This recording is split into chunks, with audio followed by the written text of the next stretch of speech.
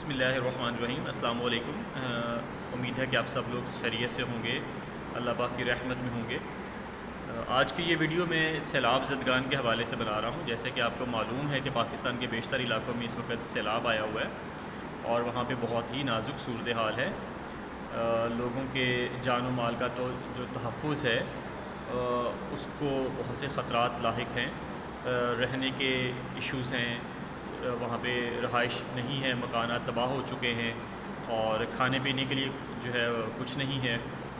तो ऐसे में अल्लाह पाक हमें तौफ़ीक दे और हम मैक्सिमम जो कोशिश कर सकते हैं उनकी हेल्प करें और अल्लाह पाक हम सबको महफूज भी रखे और जो अभी हम कोशिश करें वो हमारे लिए रहमत का बायस, हमारे लिए आसानियों का बायस बने। तो गुजारिश सिर्फ़ ये है आपसे कि आप जो भी कुछ कर सकते हैं आप ज़रूर कीजिए। अल्लाह पाक उनके सदक़े में हमारे लिए आसानियाँ फ़रमाए। अगर ये उन पे एक मुसीबत आई है तो खुदा न खास्ता ये हम पे भी आ सकती थी।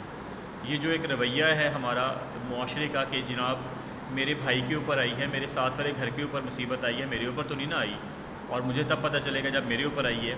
तो यकीनन ये रवैया जो है ये नामुनासिब है, हमें इन रवैयों को तब्दील करना है। तो मैं आपको दोबारा आपसे गुजारिश करूँगा कि आप ख़ुद जा सकते हैं, ख़ुद जाएँ। आपके गिरदोनवा में वो लोग जिनको आप समझते हैं कि ये बिल्कुल दुरुस्त लोग हैं और अगर आप इनको पैसों की मद में, खुश्क राशन की मद में, खैमों की मद में कोई चीज़ दे सकते हैं तो वो पहुंचा देंगे उन लोगों तक, तो फिर आप उनको दे दीजिए। तीसरी और जो बहुत ही अहम गुजारिश है वो ये है कि आज मैंने एक जगह पे पढ़ा और उसके बाद जो है वो दिल की कैफियत अजीब सी हो जाती है कि अगर अज़ानें देने के बावजूद बारिश नहीं रुक रही तो फिर कोशिश करें कि 50 रुपये वाली चीज़ 50 रुपये में और 100 रुपये वाली चीज़ 100 रुपये में दे के देखें, शायद बारिश रुक जाए।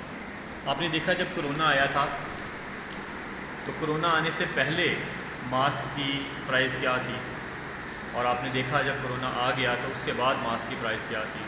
अभी मैं एक पोस्ट पढ़ रहा था जिसमें ये लिखा था कि 4000 वाला जो खेमा था वो 12000 में भी नहीं मिल रहा। तो हमें बहुत ज़रूरत है अपने रवैयों में तब्दीली की।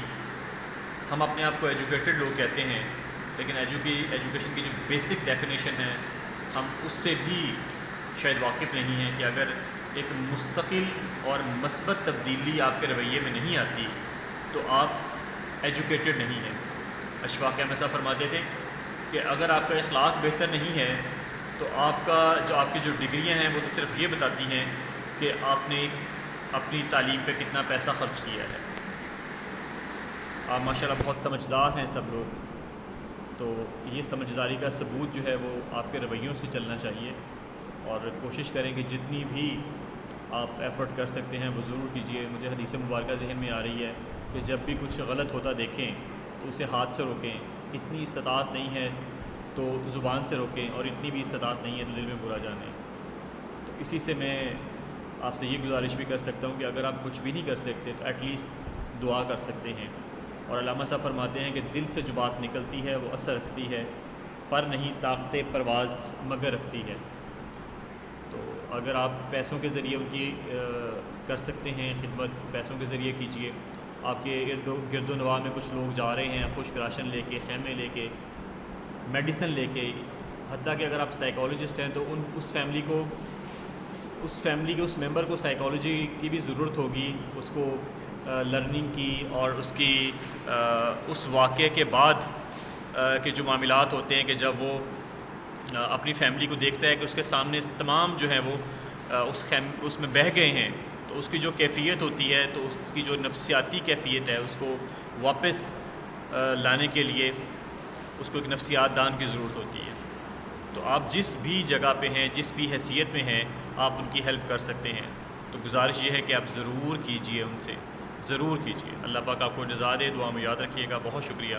अल्लाह हाफ़िज़।